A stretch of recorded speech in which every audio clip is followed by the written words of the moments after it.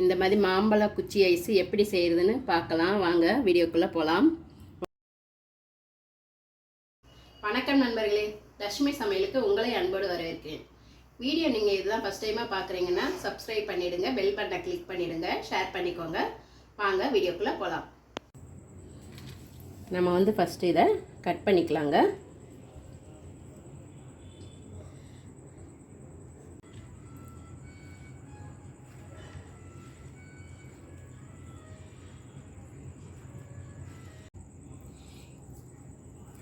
இந்த மாதிரி நம்ம கட் பண்ணிவிட்டு அப்படியே மிக்ஸி ஜாரில் போட்டு நம்ம நல்லா நைஸாக அரைச்சிக்கலாங்க.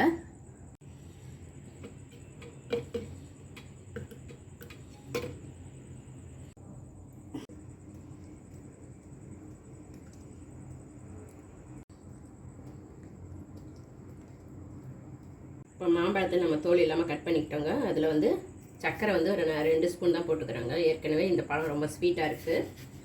நீங்கள் பழம் ஸ்வீட்டுக்கு தகுந்த மாதிரி உங்களுக்கு சர்க்கரை போட்டுக்கோங்க. இப்போ இதை நல்லா ஸ்மூத்தாக அரைச்சி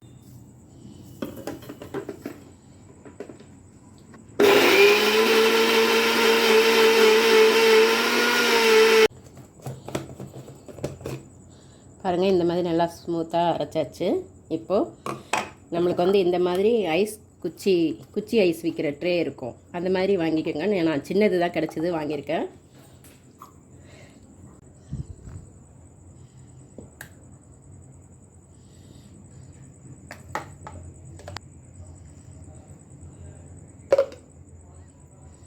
நீங்கள் இல்லைனாலும், இது கிடைக்கலனாலும் நம்ம வீட்டில் இருக்கிற டீ டம்ளர் கூட யூஸ் பண்ணிக்கலாங்க.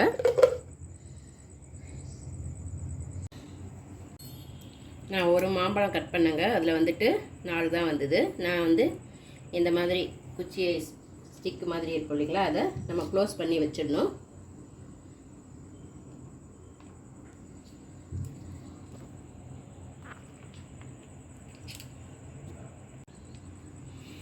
இது ஒரு நைட்டு ஃபுல்லாக அப்படியே ஃப்ரீசரில் இருக்கட்டுங்க.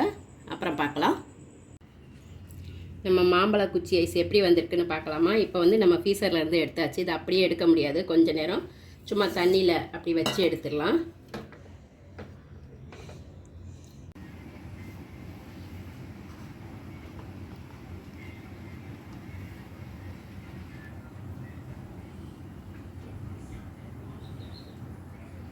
வந்திருக்கு பாருங்கள்.